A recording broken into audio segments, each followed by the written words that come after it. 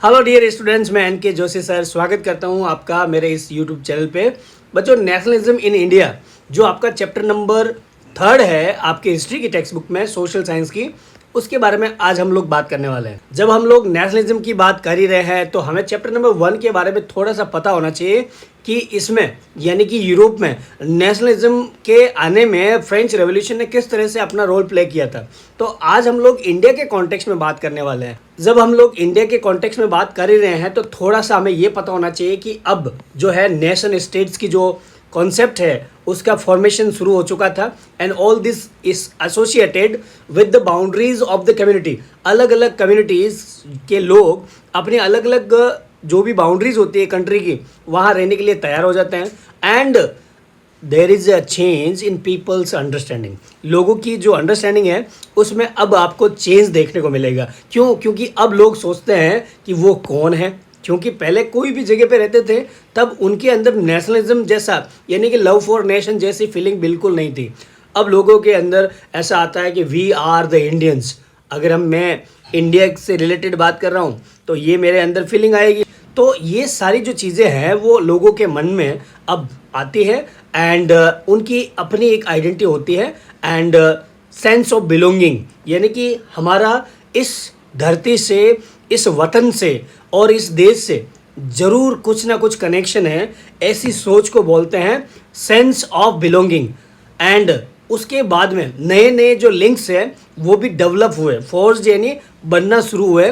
जैसे कि आप बोल सकते हो कि उस समय जब फ्रेंच रेवोल्यूशन हम लोग पढ़ रहे थे तो बहुत सारे सिम्बॉल्स, आइकॉन, सॉन्ग्स, आइडियाज़ भी डेवलप हुए। अब हम लोग मॉडर्न नेशनलिज्म इन इंडिया में किस तरह से डेवलप हुआ वो थोड़ा देख लेते हैं।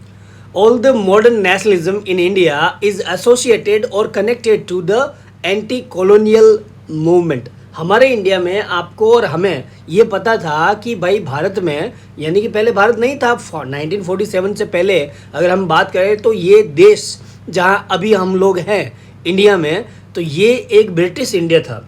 अब ब्रिटिश इंडिया था तो इसका मतलब इंडिया जो है वो किसी और कंट्री का एक कॉलोनी था। तो इस कॉलोनी के अगेंस्ट में यानी एंटी कॉलोनियल मूवमेंट आपके शुरू हुए और उस वजह से यहाँ मॉडर्न नेशनलिज्म डेवलप हुआ। अब इसमें बहुत सारे ग्रुप थे जिन्होंने कॉलोनियलिज्म को बहुत ज़्यादा ऑप्रेस किया यानी प्रोटेस्ट किया, लेकिन ये जो ग्रुप थे वो अलग अलग जो थे, इनके इफ़ेक्ट जो थे वो भी अलग अलग रहे हैं। हमारे भारत के कॉन्टेक्स्ट में हम लोग देख सकते हैं क्योंकि यहाँ पे कॉलोनिज्म के साथ ही ये स्ट्रगल शुरू हुआ था और इसने लोगों के अंदर एक सेंस जो शेयर्ड बॉन्ड का है यानी कि कलेक्टिव आइडेंटिटी का है वो यहाँ पे प्रोवाइड किया। साथ ही साथ में यूनिटी के बारे में न्यू न्यू डिस्कवरीज यहाँ स्टार्ट होती है। अब कांग्रेस और महात्मा गांधी ने बहुत ज़्यादा यहाँ पे ट्राई किया कि इन सभी कम्युनिटीज़ को जो डिफरेंट के लोग हैं उनको एक साथ रखा जाए ताकि एक मूवमेंट यानी कि एक दुश्मन है यानी कि कॉमन एनिमी है कौन? ब्रिटिश। तो उसके अगेंस्ट में अगर यूनिटी रहेगी तो हमारा देश जब आज़ाद होगा तो यूनाइटेड नेशन के रूप में एमर्ज होगा। ऐसी कांग्रेस की और महात्मा गांधी की स्ट्रेटेजी थी और यही रणनीति से मॉडर्न नेशनलिज्म हमारे इंडिया में डेवलप हुआ। ये हमें पता होना चाहिए। But their experience and notion of the freedom were not always the same.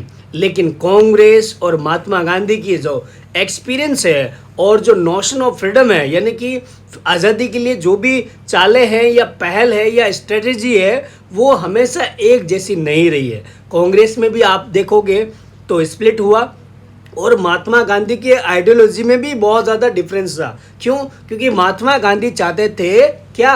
Satyagraha, non violence. लेकिन बहुत सारे ऐसे एक्सट्रीम्स और बहुत सारे रेडिकल्स थे, ऐसे हमारे पास में नेशनलिस्ट थे जो नहीं चाहते थे कि हम लोग नॉन वायलेंस से हमारे देश को आज़ादी दिला पाएंगे। इसी वजह से the unity did not emerge without the conflict. ऐसी भी आइडियोलॉजी हमारे यहाँ पे थी। गांधी जी जो 1920 के बाद में पूरे नेशनल मूवमेंट्स में अपना कंट्रीब्यूशन प्रोवाइड करते हैं। यहाँ हम लोग इस चैप्टर में बात करेंगे आफ्टर 1920 के डिकेड से। इसमें हम लोग बात करेंगे नॉन कोऑपरेशन मूवमेंट की, यानी कि असहयोग आंदोलन के बारे में, और साथ ही साथ में सिविल डिसओबीडियंस मूवमेंट की, यानी सविनय अवज्ञा आंदोलन। अब नॉन कोऑपरेशन मतलब हम लोग सहयोग नहीं करेंगे, कोऑपरेशन बिल्कुल नहीं करेंगे। किसका कोऑपरेशन नहीं करेंगे? अंग्रेजों का। तो इसमें हम लोग डिटेल में बात कर लेंगे। और सिविल डिसओबीडियंस मतलब कि गवर्नमेंट ने, जो ब्रिटिश गवर्नमेंट है, उसने कोई भी लॉ बनाया, रूल्स बनाया, उसको हम डिसओबे कर देंगे, यानी कि नहीं मानेंगे। एक तरह से नॉन कोऑपरेशन हुआ। लेकिन ये दोनों जो मूवमेंट थे, गांधी जी के बहुत बड़े हमारे योगदान में, क्रेडिट में जाता है, जिसकी वजह से आज हमें आज़ादी मिली हुई है। तो इसके बारे में हम लोग इस चैप्टर में अच्छे से समझेंगे। And we will now explore the Congress sought to develop the national movement. Congress का जो योगदान है, क्रेडिट है इस नेशनल मूवमेंट में, इसको डेवलप करने में क्या था ये देखेंगे। अलग अलग सोशल ग्रुप्स जो है जिन्होंने पार्टिसिपेट किया इस नेशनल मूवमेंट में, उनके बारे में बात करेंगे। और फाइनली जो नेशनलिज्म जो है वो किस तरह से लोगों की इमेजिनेशन को कैप्चर करता है, ये हम लोग इसमें देखेंगे। तो यहाँ पे जो टॉपिक्स है आपके मेन, वो है फर्स्ट वर्ल्ड वॉर के बारे में। थोड़ा सा बैकग्राउंड आपको पता होना चाहिए, तभी आपको ये समझ में आएगा कि हम नेशनलिज्म जो मॉडर्न है हमारे यहाँ इंडिया में कैसे डेवलप हुई, ये समझ पाएंगे। और खिलाफत मूवमेंट और नॉन कोऑपरेशन मूवमेंट के बारे में डिटेल में बात करने वाले हैं। तो पहले जब हम लोग फर्स्ट वर्ल्ड वॉर, यहाँ डिटेल में स्टोरी नहीं है फर्स्ट वर्ल्ड वॉर किसके साथ हुआ, क्योंकि 9th में हमने ये डिटेल में पढ़ लिया था। हमें ये पता होना चाहिए कि फर्स्ट वर्ल्ड वॉर 1914 से शुरू हुआ और 1918 को ख़त्म हुआ, ठीक है। और इसने दो सिचुएशन हमारे सामने प्रोवाइड कर दी थी, एक थी हमारी इकोनॉमिक और दूसरी पॉलिटिकल। अब इन इकोनॉमिक और पॉलिटिकल में क्या चेंजेस हुए, ये हम लोग बात करते हैं। तो पहले इकोनॉमिक में अगर देखें तो सबसे बड़ा ये हुआ कि डिफेंस में एक्सपेंडिचर बहुत बढ़ गया था, यानी कि प्रोटेक्शन के लिए, रक्षा के लिए और सिक्योरिटी के लिए बहुत ज़्यादा खर्चा हुआ। और ये जो खर्चा हुआ ना, उसके लिए वॉर लोन भी शुरू हो चुका था। अब अगर लोन लिया है तो वापस रिकवरी भी करना पड़ेगा, इसके लिए टैक्सेस का भी बहुत ज़्यादा इंक्रीजिंग हुआ, ये भी हम लोग देखेंगे। और कस्टम ड्यूटीज़ को बढ़ाया गया, इनकम टैक्स को बहुत ज़्यादा इंट्रोड्यूस किया गया, जो आज हम लोग पे कर रहे हैं, ये भी फर्स्ट वर्ल्ड वॉर की वजह से कर रहे हैं। और प्राइस जो थी, जो एसेंशियल चीज़ों की थी, 1913 से लगा के 18 के बीच में बहुत ज़्यादा हार्डशिप लोगों के सामने आया था। इस वजह से यहाँ पे इकोनॉमिक बैकग्राउंड पे वर्ल्ड वॉर ने बहुत बड़ा एक कॉन्सिक्वेंस दिया है, ये हमें पता होना चाहिए। और पॉलिटिकल बैकग्राउंड में अगर देखें तो यहाँ गांवों में जो रूरल एरियाज थे वहाँ फोर्स्ड रिक्रूटमेंट हुआ, सेना में भर्ती ज़बरदस्ती करवा दिया गया था। और बहुत सारे गांवों में बोला गया था कि आपको सोल्जर्स को सप्लाई करना होगा। इस वजह से 1918 से लगा के 21 तक बहुत सारा यहाँ पे किसानों की जो क्रॉप्स थी वो आपके फेल हो चुकी थी बहुत जगह हमारे भारत में। और इसकी वजह से फूड शॉर्टेज हो गया था और कई जगहों पे फैमाइन यानी भुखमरी भी देखने को मिली थी। और ये सिचुएशन बहुत ज़्यादा हो चुकी थी। और साथ ही साथ में इन्फ्लुएंजा नामक जो है हमारी एपिडेमिक, अब एपिडेमिक यानी महामारी, ये भुखमरी की सबसे बड़ी जो हमारी महामारी है, ये भी बहुत ज़्यादा फैल चुकी थी, जिसकी वजह से 12 से 13 मिलियन पीपल बहुत ज़्यादा अफेक्ट हुए। ये हमें 1921 का डेटा बताता है। तो ये सब सिचुएशन थी हमारे इंडिया में 1920 के डिकेड में।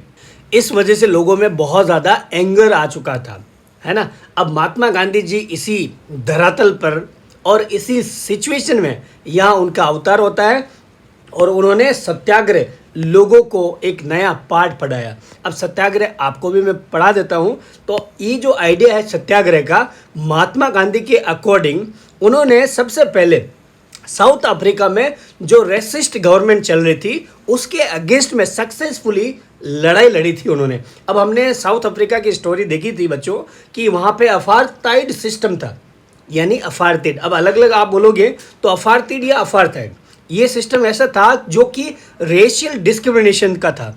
इसके अगेंस्ट में यहाँ महात्मा गांधी ने बहुत अच्छा एक सक्सेसफुली जो लॉन्च किया है इस मूवमेंट को, वह इनका योगदान, इनकी जो महिमा है गांधी जी की वो बढ़ चुकी थी। ये एक नया एक मेथड था मास एजिटेशन का। मास एजिटेशन मतलब पब्लिक प्रोटेस्ट का।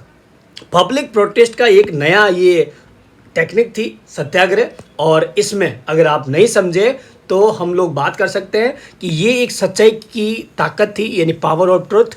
सत्य हमेशा भले ही परेशान हो जाए बट पराजित कभी नहीं होगा, and the need to search for the truth, ऐसी ये सत्याग्रह है। इसमें सजेशन करता है कि अगर कोई सत्य सच है और उसमें कारण है, and the struggle against the injustice, यानी अन्याय के विरुद्ध अगर आप लड़ रहे हो तो आपको फिजिकल फोर्स की रिक्वायरमेंट बिल्कुल नहीं है किसी भी ऑपरेशन को लड़ने के लिए।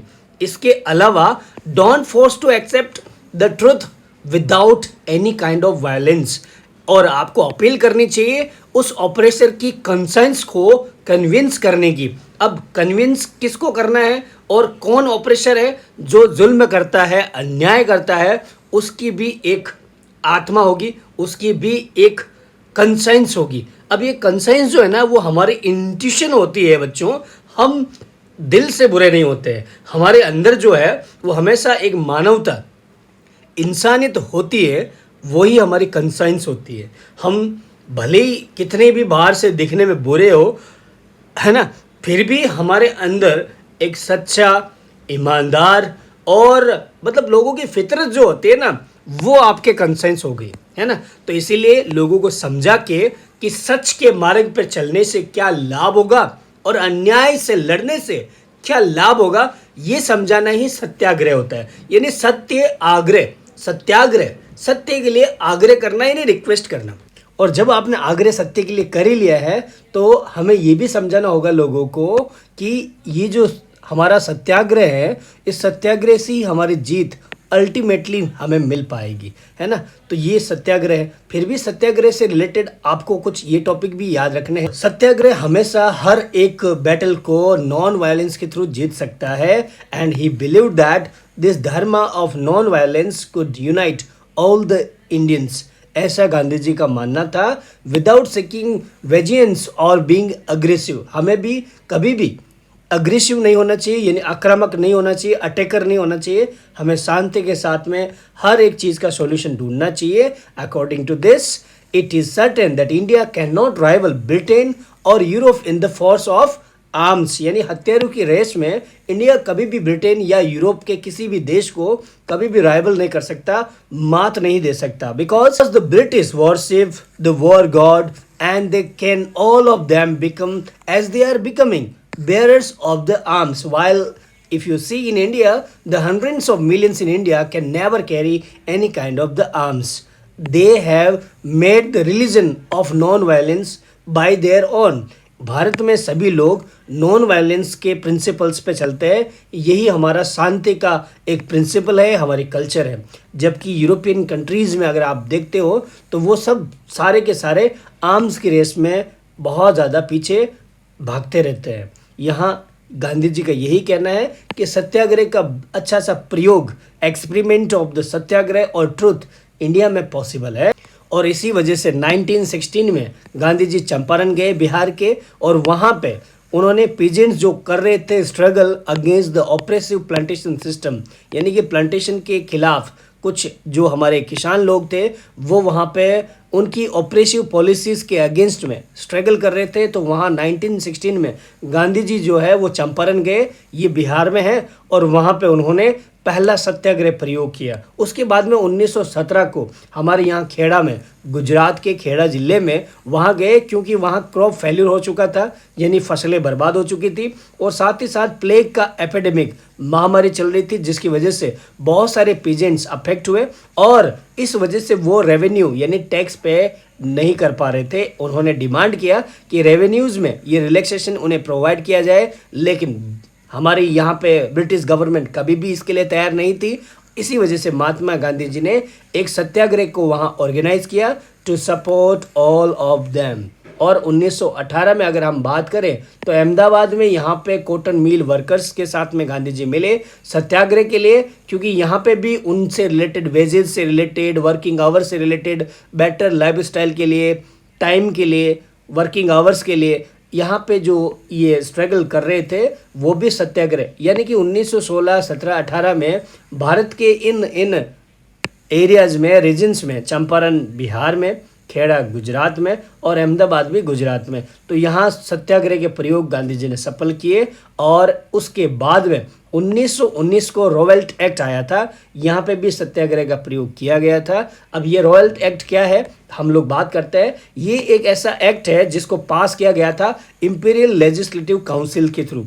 अब ये क्या है, ब्रिटिश इंडियन पार्लियामेंट, यानी कि भारत में जो पार्लियामेंट है, हमारी आज की जो संसद है वो ब्रिटेन की थी, तो ब्रिटिश इंडियन पार्लियामेंट थी, उसने एक लॉ बनाया, ये रॉयल एक्ट। ये एक इंपीरियल लेजिस्लेटिव काउंसिल का था और इसने गवर्नमेंट को बहुत ज़्यादा इनॉर्मस पावर्स दिया। इस पावर के थ्रू अब कोई भी पॉलिटिकल एक्टिविटीज़ हो रही है उसको गवर्नमेंट दबा सकती थी, साथ ही साथ में वो डिटेंशन कर सकती थी पॉलिटिकल प्रिजनर्स को without kind of any trial for 2 years United, लगातार 2 सालों तक। इसमें इस वजह से बहुत सारे इंडियन लोगों ने, जो हमारे इंडियन मेंबर्स थे, उन्होंने इसका अपोज किया, yet it was हरीडली passed through. इनके बहुत ज़्यादा अपोजिशन के बीच में, आनंद फानन में और जल्दबाजी में इस रोवेल्ट एक्ट को, जो कि इंडियन लेजिस्लेटिव काउंसिल का एक्ट था, पास कर दिया गया। गांधी जी चाहते थे non violent civil disobedience against this law. Gandhi ji इसके अगेंस्ट में non violent civil disobedience movement चाहते थे, इसलिए उन्होंने एक लॉन्च किया national wide satyagraha against this act, इस एक्ट के खिलाफ में। इसके लिए उन्होंने 6 अप्रैल को महात्मा गांधी जी ने हड़ताल का आयोजन किया और बहुत सारी रैलीज की थी अलग अलग सिटीज़ में, और साथ ही साथ में वर्कर जो थे अलग अलग रेलवे वर्कशॉप में जो लगे हुए थे वो भी स्ट्राइक पे चले गए थे और बहुत सारी दुकानें बंद कर दी गई थी और बहुत ज़्यादा अपसर्ज यानी रिवोल्ट हुआ, जिसकी वजह से ब्रिटिश एडमिनिस्ट्रेशन चुप नहीं रहा। ये भी बहुत ज़्यादा अलार्मिंग सिचुएशन में आ चुका था प्रोटेस्टिंग के, और इसी बीच में इसी डर की वजह से रेलवे लाइन, टेलीग्राफ लाइनें बहुत ज़्यादा डिसरप्टेड कर दी गई, रोक दी गई। और उन्होंने, जो अंग्रेज थे, उन्होंने डिसाइड किया कि पूरा नेशनलिस्ट जो भी थे हड़ताल करने वाले या प्रोटेस्ट करने वाले, उनको क्लैम्प डाउन किया जाए, यानी उनको रिप्रेस किया जाए, ऑप्रेस किया जाए, उन्हें दबा दिया जाए। इसके लिए लोकल लीडर्स को उठाया गया अलग अलग जगहों से, स्पेशली जैसे कि अमृतसर से। महात्मा गांधी जी भी दिल्ली में प्रवेश ना करें ऐसा फरमान जारी कर दिया गया था। और 10 अप्रैल को जो अमृतसर में जो पुलिस वाले थे, उन्होंने एक पीसफुल प्रोसेसन, जो लोगों का भीड़ चल रहा था, शांतिपूर्वक वो एग्जीबिशन कर रहे थे, डेमोन्स्ट्रेशन कर रहे थे, उनके ऊपर फायरिंग कर दी यहाँ पे। उस वजह से लोगों में बहुत ज़्यादा एक एंगर हुआ और इसने इस पूरी घटना को बहुत ज़्यादा आगे फैला दिया। It provoked wide spread attacks on the bank, post office, railway station, और इसी बीच में जनरल डायर आता है as a commander of the police in Punjab, और उसने वहाँ आते ही मार्शल लॉ लगा दिया। अब ये मार्शल लॉ लगने की वजह से 13 अप्रैल को जो जलियांवाला बाग है आपका, वो एनक्लोज्ड ग्राउंड है। यहाँ पे बहुत ज़्यादा लार्ज एक क्राउड जो है वो यहाँ पे भीड़ आप जो देख रहे हो ये इकट्ठा होती है। कुछ लोग जो थे वो गवर्नमेंट के इस रिप्रेसिव मेजरमेंट्स को अपोज करने के लिए, प्रोटेस्ट करने के लिए आए थे, जबकि कुछ लोग जो है वो एनुअल बैसाखी का जो फेयर चलता है, उनका त्यौहार चलता है, उसको अटेंड करने के लिए आए थे। अब इसी बीच में बहुत सारे गांव वाले जो दूसरे गांव से आए हुए थे, they were not aware about the martial law जो जनरल डायर ने लगाया था। इसी बीच में जनरल डायर वहाँ एंटर करता है उस एरिया में और सारे के सारे जो एग्जिट पॉइंट है वो ब्लॉक कर देता है, और वहाँ उस क्राउड पर जो वहाँ पे जमा हुई थी बहुत ज़्यादा ओपन फायर का फरमान जारी कर देता है, जिसकी वजह से हजारों सैकड़ों लोगों की मौत हो जाती है।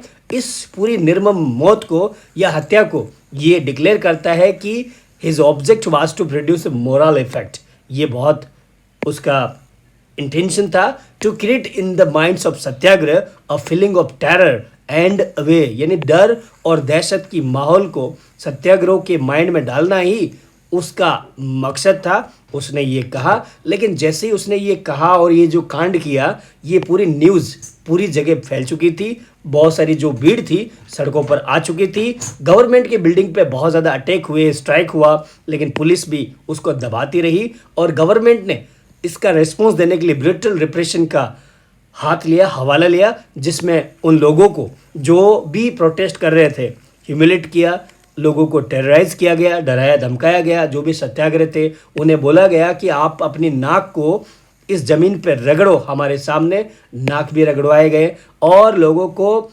घुटनों के बल या रेंग कर चलने के लिए भी फरमान दिया गया। साथ ही साथ कहा कि हम सब साहिब हैं, उन्हें आप सैल्यूट करो या सलाम दो।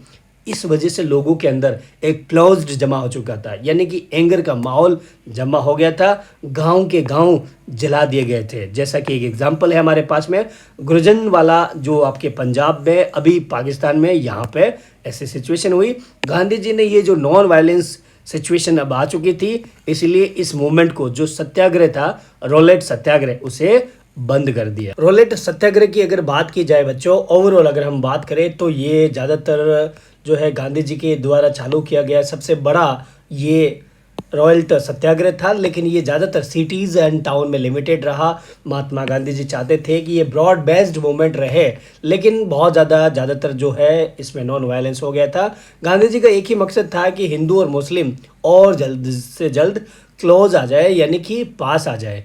इसीलिए खिलाफत का जो इशू था वो इसमें बहुत बड़ा होने वाला था। इस यूनिटी को लाने के लिए तो गांधी जी ने इसीलिए ये जो खिलाफत का जो इशू है वो उस पर बहुत ज़्यादा कंसंट्रेशन करते थे। अब खिलाफत मूवमेंट क्या है और खिलाफत क्या है, तो ओटोमन एम्परर जो था वो खलीफा अपने आप को डिक्लेयर कर चुका था। उनके हिसाब से ये इस्लामिक वर्ल्ड का सबसे बड़ा स्पिरिचुअल हेड माना जाता है। ओटोमन जो एम्पायर था, जिसमें टर्की जो था वो फर्स्ट वर्ल्ड वॉर में हार जाता है, और उसकी वजह से एक रूमर ऐसा फैलता है कि ये हार के वजह से यहाँ पे जो एम्परर थे या फिर खलीफा जो थे, उनके साथ में एक तरह से हार्श पीसफुल ट्रीटी हुई थी जो एम्परर के ऊपर थोप दिया गया था। और इसी रूमर की वजह से गांधी जी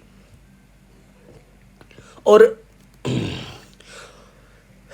इसी रूमर की वजह से ब्रिटेन वाले और मुस्लिम वाले भी अपोजिशन में आ चुके थे एक दूसरे के, और गांधी जी चाहते थे कि खिलाफत का ये इशू लेके वो मुस्लिम और हिंदुओं को एक साथ यूनाइटेड बना सके, क्योंकि उनका एक ही कॉमन एनिमी है। और इसीलिए मार्च 1919 में जो खलीफा बंधु थे या फिर जो खिलाफत कमेटी जो बनी हुई थी, वो खिलाफत के टेम्परल पावर को वापस डिफेंड करने के लिए ये ज़्यादातर हमारे यंग मुस्लिम लीडर्स, जो कि ये ब्रदर्स थे, मोहम्मद अली और शौकत अली, इन्होंने ये खिलाफत कमेटी सेटअप करवाई ताकि ये और ज़्यादा उसको क्या कर सके, प्रोटेस्ट कर सके। और खलीफा को जो भी जो उनका स्पिरिचुअल हेड है, जो उनको पावर मिली हुई थी, तो वो वापस उन्हें दे दी जाए।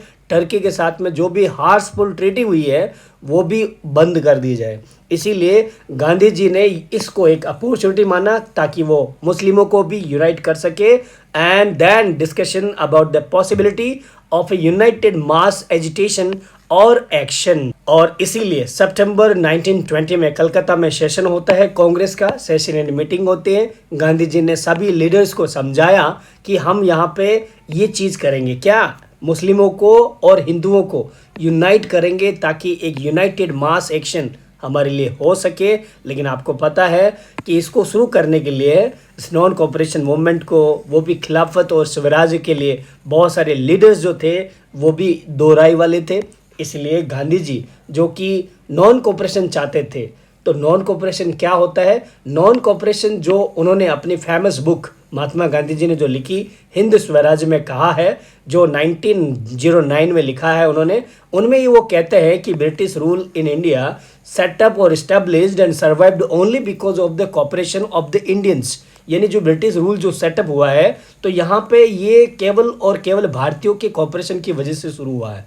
अगर हम सभी भारतीय रिफ्यूज़ कर दें ब्रिटिश को ये कॉपरेशन करना, कॉपरेट करना, तो ब्रिटिश जो रूल है वो कोलैप्स हो जाएगा, टूट जाएगा विद इन अ ईयर। यही स्वराज था और स्वराज फिर आ पाएगा। ऐसा हिंद स्वराज में जो फेमस बुक है हमारी महात्मा गांधी की 1909 में लिखी गई, इसमें इन्होंने कहा था। गांधी जी ने प्रपोज किया कि मूवमेंट को अलग अलग स्टेज में अनफोल्ड करेंगे, शुरू करेंगे, जिसमें सबसे पहले वो जो भी गवर्नमेंट ने जो टाइटल्स दिए हैं, गवर्नमेंट के द्वारा जो अवार्ड किया गया था, उन सारी, जैसे कि नाइटहुड की जो टाइटल है वो हमारे रविंद्रनाथ टैगोर को दिया गया था, महात्मा गांधी को केसरी ए हिंद भी दिया गया। तो ये टाइटल जो गवर्नमेंट ने अवार्ड किया था वो सरेंडर कर दी जाए, वापस दे दी जाए। और फॉरेन गुड्स हो, सिविल सर्वेंट्स हो या सिविल सर्विसेज हो, army, police, school, court, legislative councils, इन सभी का बॉयकॉट होना चाहिए।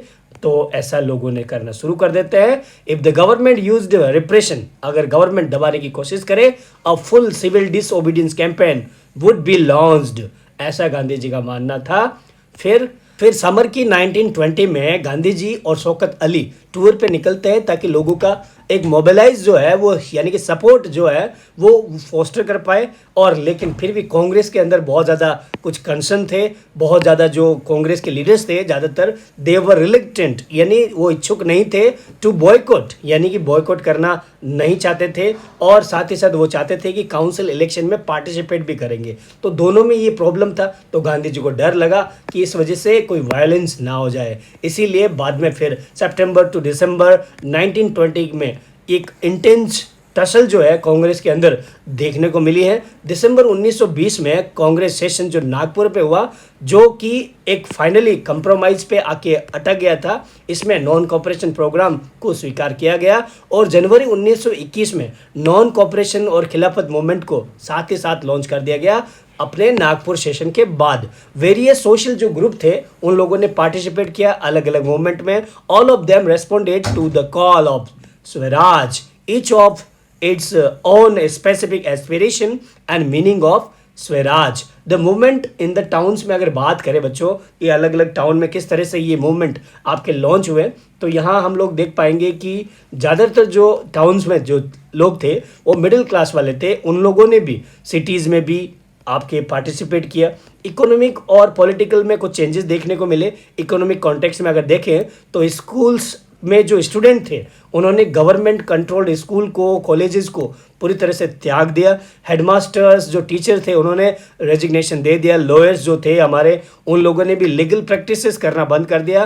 काउंसिल इलेक्शन को भी बॉयकॉट कर दिया गया इन द मोस्ट प्रोविंसेस। यहाँ पे स्टार इसलिए क्योंकि कुछ जो कांग्रेस के हमारे लीडर्स थे उन लोगों ने भी इसको स्वीकार नहीं किया, सिर्फ मद्रास में स्पेशली ज़्यादा अगर हम बात करें तो। और इस वजह यहाँ जस्टिस पार्टी का निर्माण हुआ। जस्टिस पार्टी जो थी वो नॉन ब्राह्मण लोगों की थी ताकि उन्हें पावर मिल सके एक काउंसिल में भाग लेने के लिए। अर्लियर पहले जो था वो ब्राह्मणों को ही पावर था, लेकिन अब जो है वो आपको सबको मिले। पॉलिटिकल अगर ग्राउंड पे बात करें तो फॉरेन गुड्स का बॉयकॉट हुआ था। और साथ ही साथ जो फॉरेन क्लॉथ है उन्हें बहुत ज़्यादा ह्यूज बोर्निफायर्स में जलाया गया एंड ट्रेडर्स ने भी रिफ्यूज़ कर दिया फॉरेन गुड्स को जो भी ट्रेडिंग करने के लिए। ये भी बहुत बड़ी एक पॉलिटिकल ग्राउंड पे बात थी। पीपल जो है, बहुत सारे लोग अलग अलग, उन लोगों ने खादी में या मेड इन इंडिया के कपड़े जो है पहनने के लिए, चरखा, ये भी आगे बहुत बढ़ चुका था।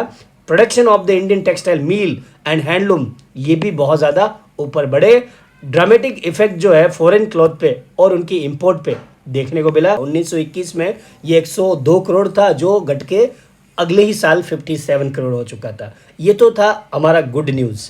अब यहाँ पे थोड़ा बैड इम्पैक्ट भी था। अगर इकोनॉमिक में अगर बात करें तो अल्टरनेटिव इंडियन इंस्टीट्यूशन, अच्छी सी बात है, गुड न्यूज़ है कि बढ़े थे, लेकिन इनकी स्पीड बहुत ज़्यादा कम थी इस वजह से। और दूसरी बात, जो लॉयर जिन्होंने बॉयकॉट किया था वापस अपने गवर्नमेंट कोर्ट में आ चुके थे। जो बच्चे थे स्कूल के, टीचर्स, वो वापस अपने स्कूल में सेवाएं प्रदान करने के लिए चले जाते हैं। जो मील क्लॉथ जो चल रहा था पॉलिटिकल ग्राउंड की अगर बात करें तो वो मास में प्रोड्यूस्ड हुई, लेकिन खादी का जो भी क्लॉथ का मैन्युफैक्चरिंग था बहुत ज़्यादा एक्सपेंसिव था। इस वजह से अंग्रेज़ों को अभी भी फ़ायदा था। गरीब जो लोग थे वो इसे अफोर्ड नहीं कर पाए थे। खादी बहुत ज़्यादा महंगी हो चुकी थी। Could not boycott mill cloth for too long, ऐसा सिचुएशन हुआ। इसलिए यहाँ मूवमेंट की जो स्पीड थी बहुत ज़्यादा धीरे रही है। अब जब गांव की अगर बात की जाए तो यहाँ पे सबसे ज़्यादा जो अफेक्टेड एरिया जो था वो हमारा अवध वाला था। अवध के किसानों ने बहुत ज़्यादा प्रॉब्लम्स फेस की थी। जैसे अगर हम बात करें तो यहाँ पे जो अवध के किसान थे, यहाँ ज़्यादातर ताल्लुकदार होते थे और लैंडलॉर्ड्स होते थे। उन लोगों ने साफ साफ डिमांड करके रखी थी कि हम हाई रेंट को जो एग्जॉर्बिटेंटली है वो बढ़ा के रहेंगे और बहुत सारे सेसेस का मतलब टैक्स लगाएंगे, और जो किसान हैं उन्हें बेगार मतलब बिना काम की या फिर बिना मतलब सैलरी के काम करना पड़ेगा। इस तरह की जो सिचुएशन है उन्हें झेलना पड़ा था and they were regularly evicted from their leased land. यहाँ के जो किसान थे, अवध के किसान, उनको अपनी ही जो लीज पे ली हुई लैंड है उनसे हाथ धोना पड़ता था। ऐसी सिचुएशन यहाँ पे थी और उसकी वजह से ना ही उन्हें अपने टेन्योर की यानी एक टाइम का कोई सिक्योरिटी नहीं था और अपने लीज्ड लैंड पर वो भी कोई राइट नहीं था। ऐसे सिचुएशन में यहाँ पे एक मूवमेंट हुआ against the Talukdar and landlords. इसमें उन्होंने डिमांड्स रखी थी कि हमें जो भी रेवेन्यू आप जो हमसे ले रहे हो उसे बहुत ज़्यादा रिडक्शन किया जाए यानी कम किया जाए, और बेगार का जो सिस्टम है यानी कि बिना सैलरी के अगर जो आप काम करवा रहे हो तो वो हमारे लिए बहुत ज़्यादा प्रॉब्लम वाला है। तो इसको क्या किया जाए, अबोलिशन यानी हटा दिया जाए और सोशल बॉयकॉट कर दिया जाए ऑपरेसिव लैंडलॉर्ड्स का। साथ ही साथ उन्होंने अपना एक अच्छी सी रणनीति बनाई, नाई धोबी बंद जैसा कुछ उन लोगों ने आयोजन किया, जिसमें पंचायत जो है उन्होंने बैठाया और इस पंचायत में फैसला लिया गया कि हम लोग जो भी हमारे लैंडलॉर्ड्स है जो हमारे साथ में अन्याय करते हैं उनको ये सर्विसेज बार्बर की, वॉशरमैन की, ये हम लोग नहीं प्रोवाइड करेंगे। तो एक तरह से नॉन कोऑपरेशन हो जाएगा, है ना। तो अवध के किसानों ने इस तरह से ताल्लुकदारों के और लैंडलॉर्ड्स की, अब ताल्लुकदार कौन हुए, जो पूरी तालुका में बहुत बड़े फ्यूडल लॉर्ड्स होते हैं या पैसे वाले होते हैं, रईस लोग होते हैं। तो ऐसा सिस्टम था यहाँ पे। और this movement was led by Baba Ramchandra. ये जो मूवमेंट है आपके अवध के किसानों का जो सत्याग्रह है या फिर जो आंदोलन है, यहाँ बाबा रामचंद्र जी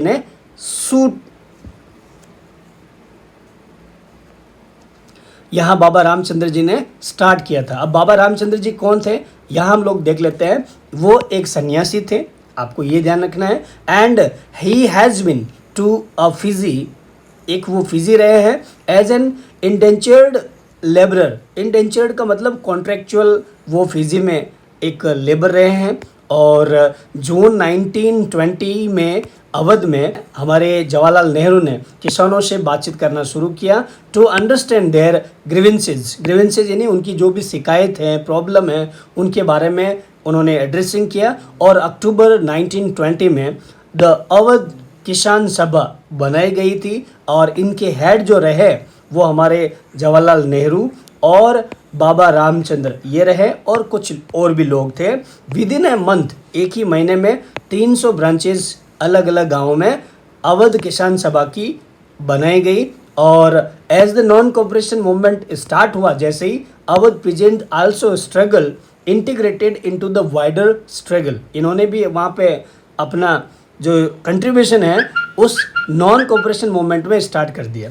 ठीक है, बहुत सारे जो बाजार थे उनको लूटा गया, ग्रेन जो होर्डिंग किए हुए थे उनको भी उनसे छीन लिया गया, गांधी जी का नाम उछाला गया। गांधी जी के नाम से बहुत ज़्यादा लोगों को एस्पिरेशन मिलती गई। To sanction all the actions and aspiration, local leaders also told peasants that Gandhiji had declared that no taxes now have to be paid, अब कोई भी टैक्स नहीं किया जाएगा पे, और साथ ही साथ में जो भी लैंड उनकी छीन ली गई है उनका रीडिस्ट्रीब्यूशन होगा अमंग द पुअर।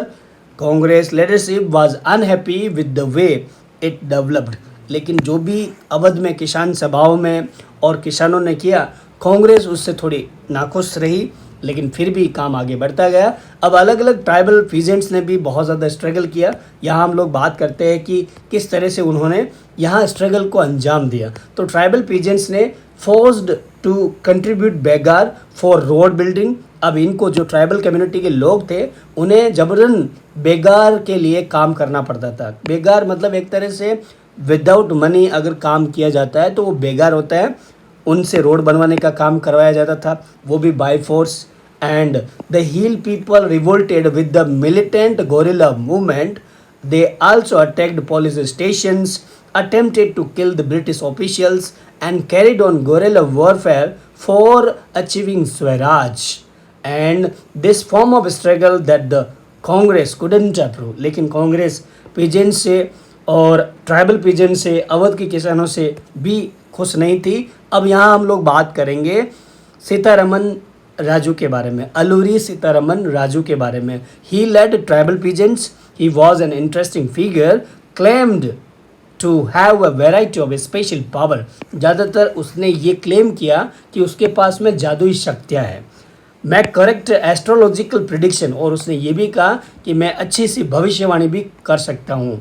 उसने बहुत सारे लोगों के दुख दर्द को हील किया, यानी समाधान किया. And also survive even bullet shot, गोली लगने के बावजूद भी वो जिंदा बचे थे. The rebel proclaimed he was an incarnation of God, ये भगवान के अवतार है, ऐसा उन्हें टाइटल दिया गया. He was inspired by the non cooperation movement, इसीलिए उन्होंने गांधी जी की बहुत सारी ग्रेटनेस के बारे में लोगों से बात की और लोगों को समझाया कि हमें खादी का प्रयोग बहुत अत्यधिक मात्रा में करना चाहिए.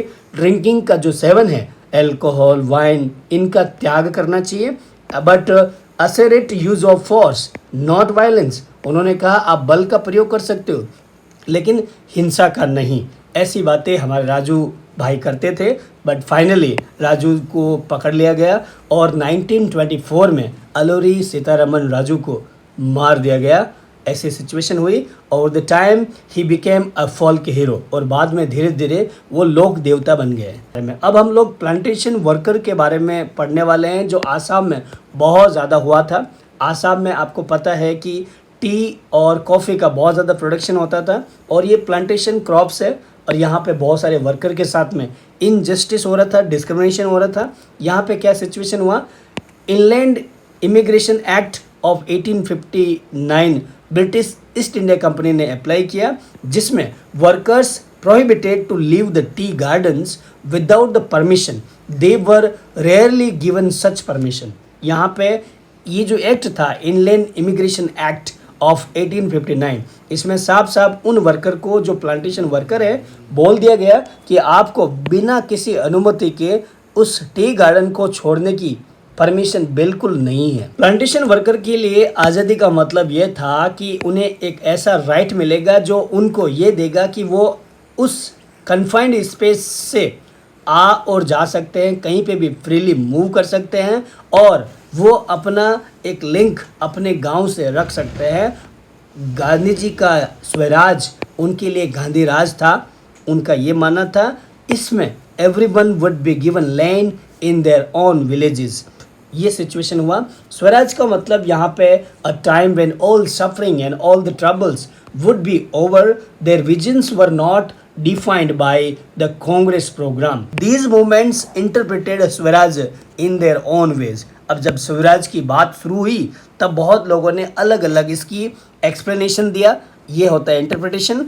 जैसे कि आप देख सकते हो कि बहुत सारे लोगों ने एक स्लोगन उठाया स्वतंत्र भारत का, ये भी एक स्वराज है. They were emotionally relating to an all India agitation, identifying with the movement beyond the limits of their immediate locality. ये था हमारा. अब हम लोग सिविल डिसओबीडियंस मूवमेंट की तरफ प्रस्थान कर रहे हैं. यहाँ पे आपको थोड़ा सा ध्यान देने की ज़रूरत है बच्चों.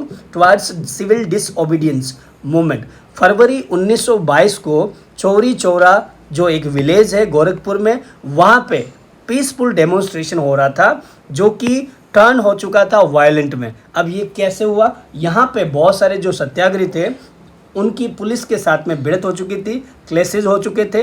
गांधी जी ने सोचा कि ये मूवमेंट जो है वो अब वायलेंट हो रहा है और इस वजह से satyagraha needed proper training for a mass struggle. इसलिए गांधी जी ने यहाँ डिसाइड किया कि वो नॉन कॉपरेशन मूवमेंट को बंद करेंगे.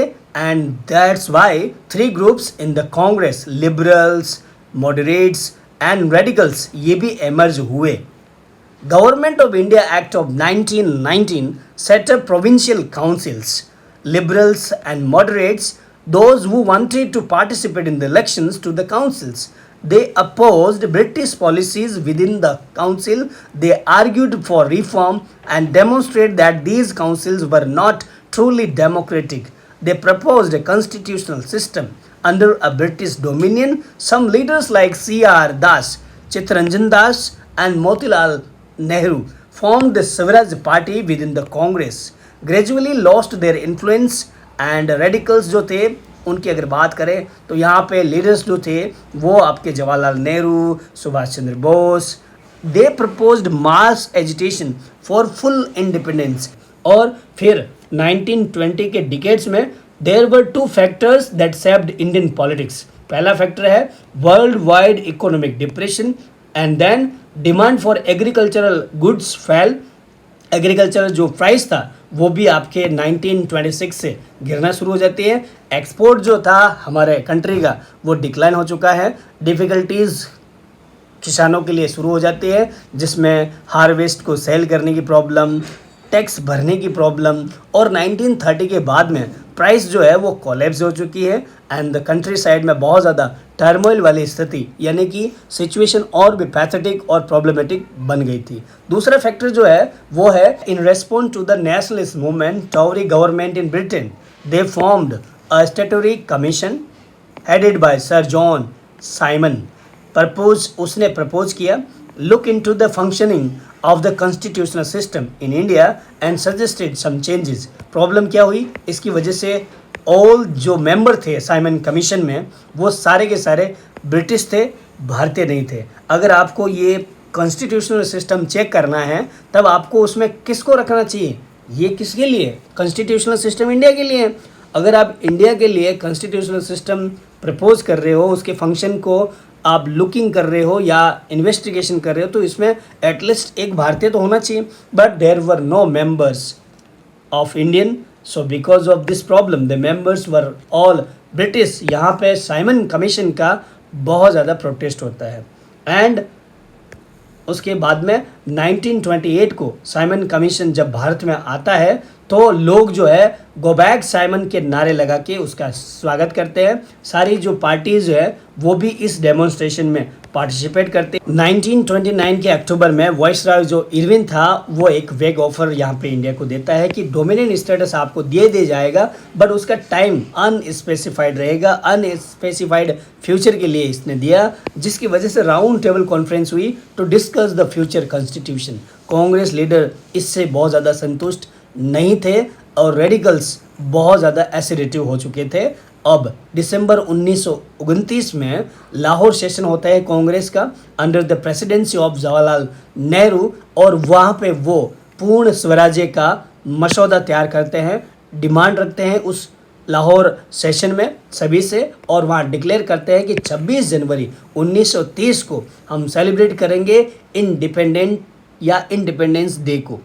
People to take a pledge to struggle for complete independence. Purna Swaraj की अब बात होने शुरू हो जाती है. Celebrations attracted very little attention, so Mahatma Gandhi relate the abstract idea of freedom to more concrete issues of everyone life.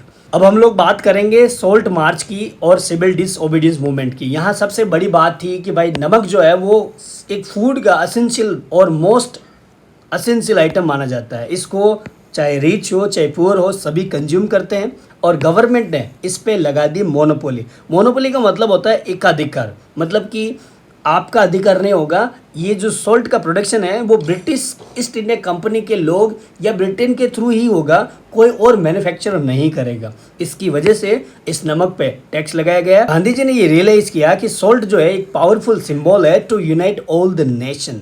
So he declared salt tax the most oppressive phase of the British rule, and because of that 31 जनवरी 1930 को उन्होंने letter लिखा viceroy Irwin को, and उन्होंने 11 demand रखी थी, जिसमें उन demands को एक वाइड रेंज दिलाने के लिए कहा गया. All the classes could identify with them, everyone could be together in a united campaign. Some specific जो डिमांड थी वो अलग अलग क्लासेस की थी, from industrialist to the peasants. इसमें से कुछ जो थी वो जनरल इंटरेस्ट की भी थी. सबसे बड़ी जो डिमांड थी वो थी कि नमक पर जो कर लगाया गया उसे हटा दिया जाए. And The letter stated an ultimatum, the demands to be fulfilled by 11th March. 11 मार्च 1930 से पहले पहले इन डिमांड्स को मान लिया जाए, ऐसा उन्होंने कहा. Else Congress to launch a civil disobedience campaign. ऐसा अल्टीमेटम हमारे गांधी जी ने इरविन को दिया. Irwin was unwilling to negotiate, लेकिन इरविन जो वॉइसरॉय था वो बातचीत करने के लिए पूरी तरह से तैयार नहीं था. इसीलिए 12 मार्च को महात्मा गांधी जो है वो सोल्ट मार्च शुरू कर देते हैं. accompanied by 78 of his trusted volunteers from Sabarmati आश्रम to the coastal town of Dandi. यहाँ पे ये मार्चिंग शुरू कर देते हैं जिसमें 240 माइल्स 24 दिनों में लगभग 10 माइल्स पर डे चल के पूरी करते हैं. Wherever he stopped, thousands of the people came to hear and told them what he meant by Swaraj. He urged them to peacefully defy the British. यानी कि हमें ब्रिटिश गवर्नमेंट की आज्ञा को नहीं मानना है और इसीलिए 6 अप्रैल को जब वो दांडी में पहुंचते हैं, he boiled the sea water to manufacture the salt. Ceremonial violated the law. और इस तरह से नमक का जो कानून है वो उन्होंने तोड़ा. इस तरह से आपका सिविल डिसओबीडियंस मूवमेंट स्टार्ट हो जाता है. अब सिविल डिसओबीडियंस मूवमेंट में कॉपरेशन जो है गवर्नमेंट से बिल्कुल ही बंद करना होता है. Break colonial law, thousands block the salt law, manufactured their own salt, demonstrated in front of the government salt factories. Forest people also violated forest laws, going into reserved forest to collect wood and graze their cattle. Foreign cloth का वापस एक बार बहिष्कार किया गया, boycott हुआ और liquor shop पे बहुत ज़्यादा धरने हुए, वहाँ पे भी बंद जैसा हालत रहा. किसान जो थे they also refuse to pay the tax यानी रेवेन्यू, और चौकीदारी जो टैक्स था वो भी उन लोगों ने बंद कर दिया. विलेजेस ऑफिशियल्स ने रिज़ाइन कर दिया. ऐसी सिचुएशन हुई. कॉलोनियल गवर्नमेंट जो है इस तरह से एकदम सेटिस्फाइड नहीं थी, बहुत ज़्यादा वरीड थी, and they began arresting the Congress leaders. This led to violent clashes. April 1930 में अब्दुल गफ्फार खान को अरेस्ट कर लिया जाता है, जो महात्मा गांधी का एक डिवोट डिसिप्लिन यानी अनन्य भक्त था. एंग्री क्राउड्स ने बहुत ज़्यादा डेमोन्स्ट्रेशन किया स्ट्रीट्स में, स्पेशली पेशावर की गलियों में. They faced armoured cars and police firing. एक महीने बाद में महात्मा गांधी को भी अरेस्ट कर लिया गया. इंडस्ट्रियल जो वर्कर थे हमारे सोलापुर में, उन लोगों ने भी अटैक किया उन स्ट्रक्चर पे जो सिम्बलाइज करते थे ब्रिटिश रूल को, जैसे कि पुलिस पोस्ट ऑफिस हुआ, म्यूनसिपल बिल्डिंग्स हुई और लॉ कोर्ट और रेलवे स्टेशंस. ये सारे के सारे ब्रिटिश रूल के सिम्बलाइज करने वाले थे. इसीलिए बहुत सारे जो इंडस्ट्री में काम करने वाले मजदूर थे उन्होंने इनके ऊपर अटैक किया. ऐसी सिचुएशन हुई. गवर्नमेंट इससे बहुत ज़्यादा दहशत में थी, डरी हुई थी, फ्राइटन थी, और उसने ब्रूटल रिप्रेशन के साथ में जवाब दिया.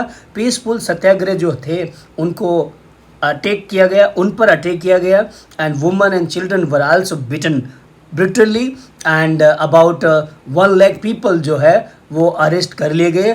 Once again Mahatma Gandhi decided to call off the movement, entered into a pact with Irwin, और फाइनली अब गांधी जी को बाहर लाया गया जेल से और इरविन के साथ में एक पैक्ट यानी समझौता होता है.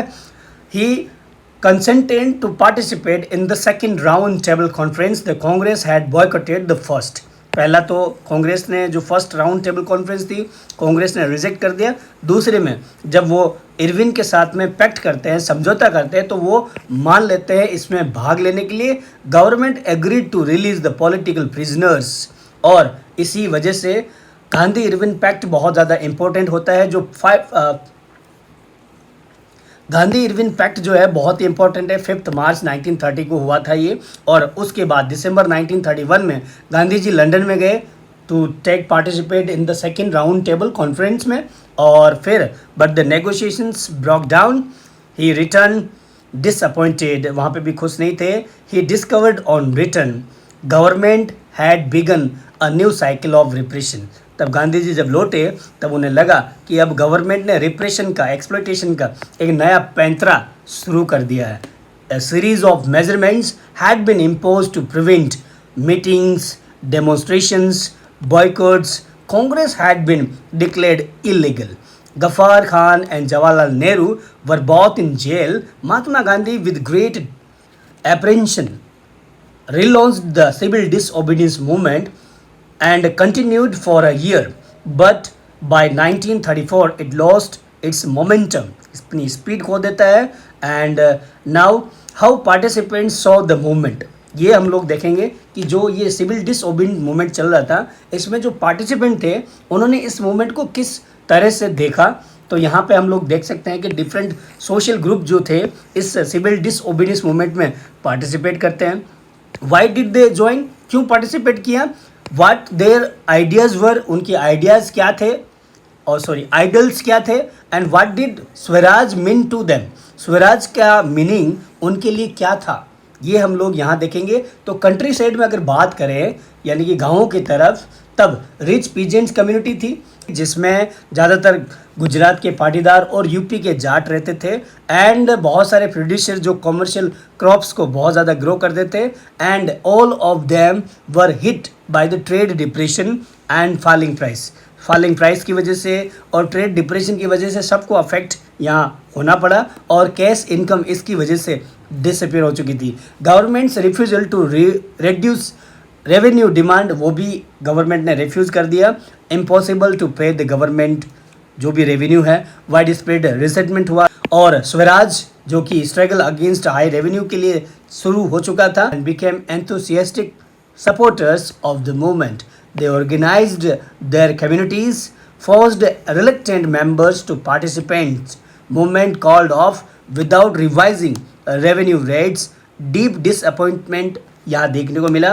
When the movement was restarted in 1932, सभी ने यहाँ पे पार्टिसिपेट करना जो रिच पीजेंट कम्युनिटी थी मना कर दिया. ऐसी सिचुएशन थी. और पुअर जो पीजेंट्स थी उनकी हालत और भी ज़्यादा थी. इसमें बहुत ज़्यादा स्मॉल टेनेंट्स थे. Cultivated land rented from the landlord. And depression जो था आपका ट्रेड का वो कंटिन्यू था. कैश इनकम जो थी वो ड्विंडल्ड हो चुकी थी, अभी भी डिफ़िकल्टी उसमें थी. और इसी वजह से they could not even pay the rent, ऐसी हालत थी. और उस वजह से they were interested in lowering the revenue, remitting unpaid rent यानी नो रेंट कैंपेन के साथ में वो जुड़ना चाहते थे. कांग्रेस अनविलिंग टू सपोर्ट, लेकिन कांग्रेस इनका सपोर्ट नहीं करना चाहती थी. Apprehensive of upsetting the rich landlords, relationship between these two remain uncertain. They were often led by socialist and communist. Hence joined a variety of radical movements भी हुआ. और अगर सिटी साइड में अगर बात करें तो यहाँ पे बिजनेस क्लासेस देखने को मिलती हैं. और ये इंडियन मर्चेंट्स एंड इंडस्ट्रियलिस्ट ज़्यादातर होते थे. और उन लोगों ने बहुत ज़्यादा प्रॉफिट कमाया था जब वर्ल्ड वॉर 1 चल रहा था. और इस वजह से बहुत ज़्यादा इनके पास पावर आ चुका था. And the keen on expanding their business. Colonial control over Indian economy, colonial policies restricted business activities. अब कॉलोनियल जो कंट्रोल था इकोनॉमी पे हमारी इंडियन, तो उस वजह से बिजनेस की जो एक्टिविटीज़ थी उनके ऊपर रेस्ट्रिक्शंस भी लगे हुए थे. स्वराज का मतलब इनके लिए था no colonial restrictions on business, trade and industry would flourish without a constraint, यानी restriction के बगैर ही फैलेगी. To organize business interests, they formed in 1920 the Indian Industrial and Commercial Congress. In 1927, Federation of Indian Chamber of Commerce and Industrial or Industries, FICCI, इसमें भी वो जुड़े. Discouraged imports by protection against import of foreign goods. Rupees sterling foreign exchange ratio. Civil disobedience movement का to give financial assistance. कैसे किया? Financial assistance दे के refuse to sell imported goods and led by the prominent industrialist. इसमें जो हमारे middle class में जो इंडस्ट्रियलिस्ट जो थे वो हमारे पुरुषोत्तम दास, ठाकुर दास और दूसरे GD बिरला, इन लोगों ने यहाँ पे सिविल डिसओबीडियंस का साथ दिया. और उसके बाद में अगर बात करें बिजनेस क्लासेस मिलिटेंट एक्टिविटीज़ को बढ़ाना चाहती थी. And they also prolonged disruptions of the business. And the influence of socialism with in the Congress youth, इनके बारे में वो बहुत ज़्यादा एक तरह से अप्रेंसिव थे। एंड यहाँ पे राउंड टेबल जो थी उसका कॉन्फ्रेंस सेकंड वाला भी फेल हो चुका था, नो लॉन्गर यूनिफॉर्मली एंथुसियास्टिक ये रहे थे इस वजह से। और इंडस्ट्रियल वर्किंग क्लासेस की अगर बात करें तो उन्होंने डिमांड रखी थी पुअर वर्किंग कंडीशन को सुधारा जाए और उनके लो वेजेस को और ज़्यादा इंक्रीज किया जाए। Industrialist came closer to the Congress reluctant to include them. अब यहाँ पे जो भी इंडस्ट्रियल जो लोग थे कांग्रेस के बीच में नज़दीकियाँ बढ़ाना चाहते थे, लेकिन कांग्रेस नहीं चाहती थी उनको ऐड करना। It felt that this would एलिनेट industrialist and divide the anti imperial forces. Worker जो थे वो भी अकेले पड़ गए थे, इस वजह से largely did not participate in the movement. ये हालत थी। अब वुमन की क्या दशा और दिशा थी हम लोग देख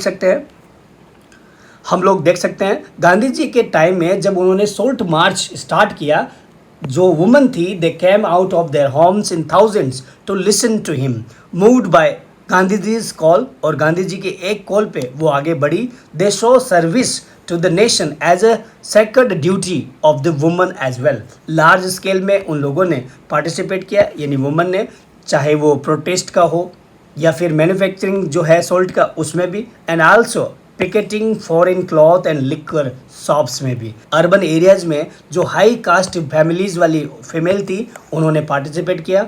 और गाँवों में अगर देखें तो रिच पीजेंट्स की महिलाओं ने यहाँ बहुत ज़्यादा पार्टिसिपेट किया है ना, और इसकी वजह से उन्हें जेल भी जाना पड़ा। एंड इंक्रीज्ड पब्लिक रोल, और इनकी वजह से उनका एक पब्लिक रोल जो है वो इंक्रीज हुआ। Yet no radical change in their position, लेकिन उनकी दशा और दिशा में कोई बदलाव देखने को नहीं मिला। Congress keen only on their symbolic presence, reluctant to woman to holding authority in the organisation. Congress नहीं चाहती थी कि महिलाओं को इस ऑर्गेनाइजेशन में कोई अथॉरिटी वाला होल्डिंग या पोस्टिंग प्रोवाइड किया जाए। गांधी जी का कन्विक्शन था अबाउट ड्यूटी ऑफ वुमन कि they have to look after home and hearth, be good mothers and good wives. यही उनका सिचुएशन था। यहाँ पे सिविल डिसओबीडियंट में बहुत सारी लिमिट्स थी। क्या लिमिट थी वो हम लोग देख लेते हैं। द अनटचेबल्स सबसे बड़ी, एंड द मुस्लिम्स, ये दूसरी दो चुनौतियां हैं। अनटचेबल की अगर हम बात करें डिटेल में, Gandhi ji and untouchables also known as Dalit और लेटर शेड्यूल कास्ट जिन्हें हम बोलते हैं। His views on untouchable, Gandhi ji को जो था अनटचेबल का मतलब हरिजन यानी children of God. No swaraj for 100 years with untouchability. हमें अगर स्वराज्य चाहिए तो हमें अनटचेबिलिटी के साथ कभी नहीं मिलेगा। हमें ये अनटचेबल वर्ड को हटा देना है। अनटचेबल जो है वो हरिजन होते हैं यानी children of God. He persuaded upper classes to give up the sin of untouchability, यानी छुआछूत जो है वो आपको बंद करनी चाहिए।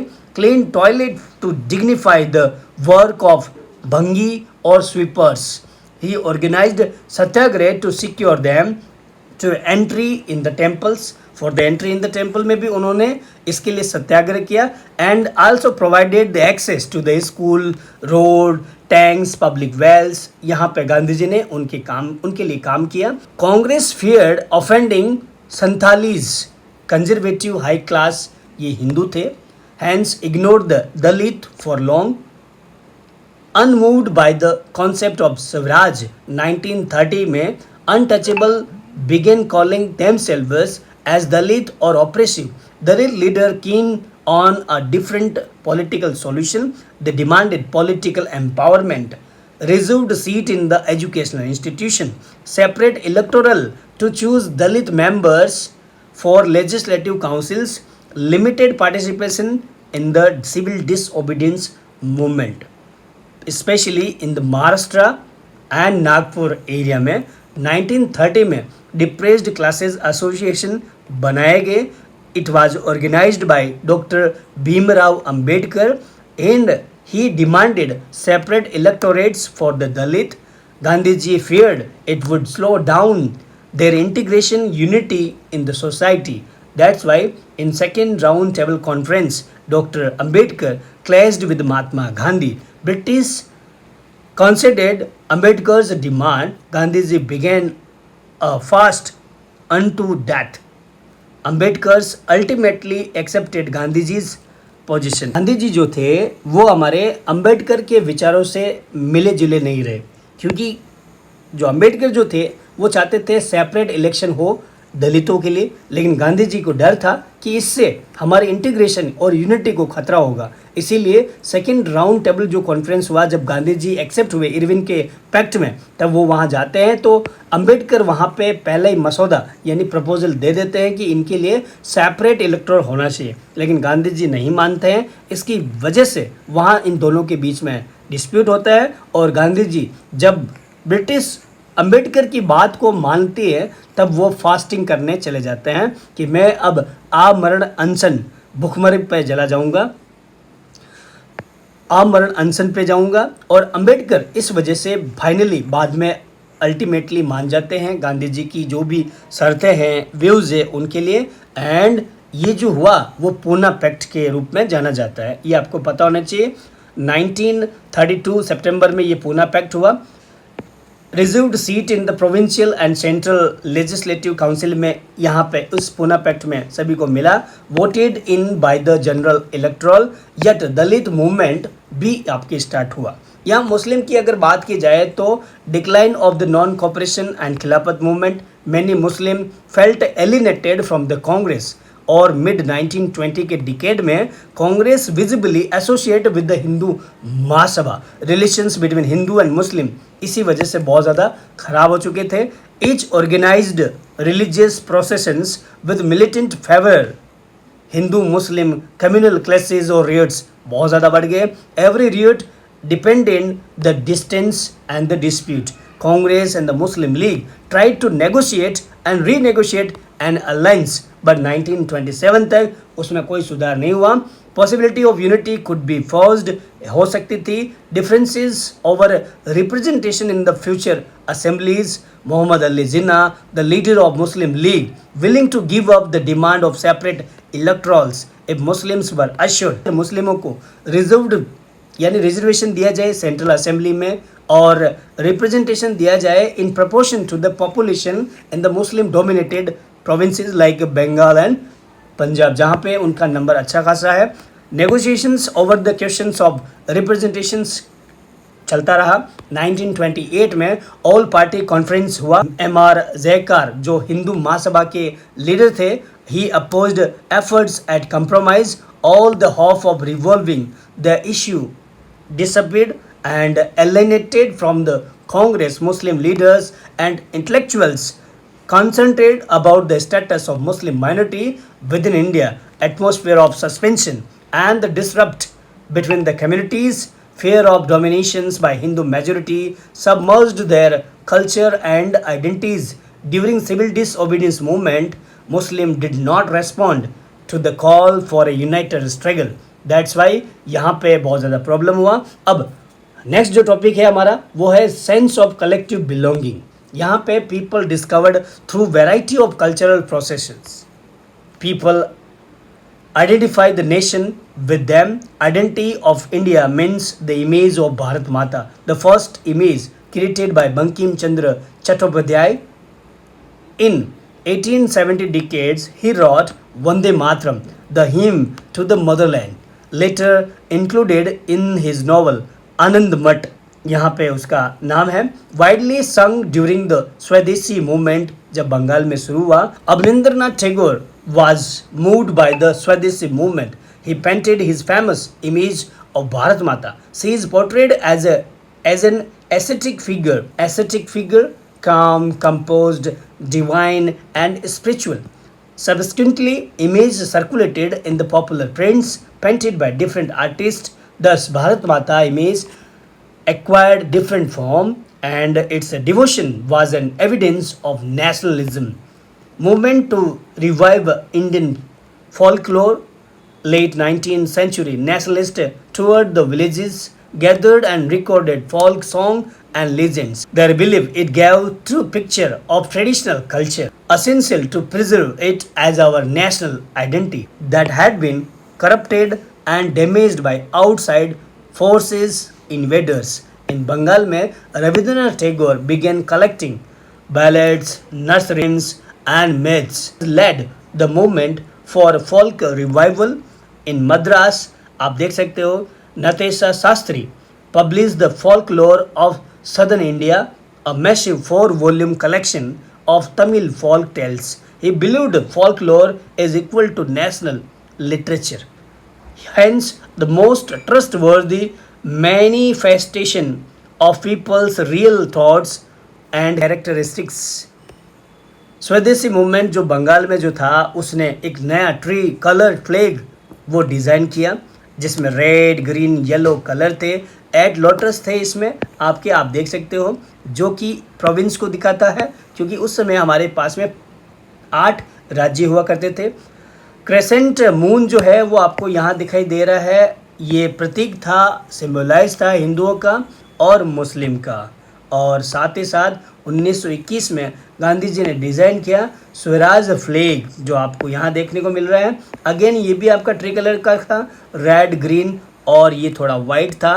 एंड स्पिनिंग व्हील भी इसके सेंटर में रखा गया था। मीनिंग इसका था सेल्फ हेल्प, यानी गांधीयन आइडिया और आइडल को ड्यूरिंग मार्चेज, जब भी प्रोटेस्ट मार्च होता था, सोल्ट मार्च जैसा कि they carry the flag holding it aloft defiance, इसके लिए वो करते थे। British saw Indians as backward and primitive, incapable of governing themselves, and of the 19th century में time to restore a sense of pride in one's past, discover India's great achievements in the ancient times, flourishing the art and architecture, science, mathematics, religion, culture, law and philosophy, crafts and trade, ancient glory to colonialism, the history of decline. Nationalist histories urge the readers to take pride in India's great past, struggle to change life under the British rule. In earlier times, foreign travelers in India marveled at the grace, truthfulness and modesty of people of Arya Vams. Now they remark mainly on the absence of those qualities. In those days, Hindus would set out on conquest and hoist their flags in Tartar, China and other countries. Now a few soldiers from a tiny island far away are lording it over the land of India. The past being glorified was Hindu. Images were drawn from Hindu iconography. Others communities felt left out. Efforts to unify people faced the problems. Various groups and classes भी आपके emerge हुई. Anger against the colonial government channel into a common freedom movement. Under the leadership of Mahatma Gandhi, nationalists tried to forge a national unity, wide-ranging grievances and aspiration and expectations. Congress attempted to resolve the problems, differences, however, demands of one group alienated the another. Unity within the movement often broke down, followed by the phases of disunity and inner conflict. इसके साथ में chapter हमारा ख़त्म हो जाता है बच्चों। Thank you, always keep learning, happy learning के साथ में, और लाइक एंड सब्सक्राइब आपका यहाँ पे बनता है। हम लोग फिर मिलेंगे। थम्स इम्प्रेशन के साथ में आप लाइक ज़रूर करना, बेल आइकन को दबाते जाना। Bye bye, take care.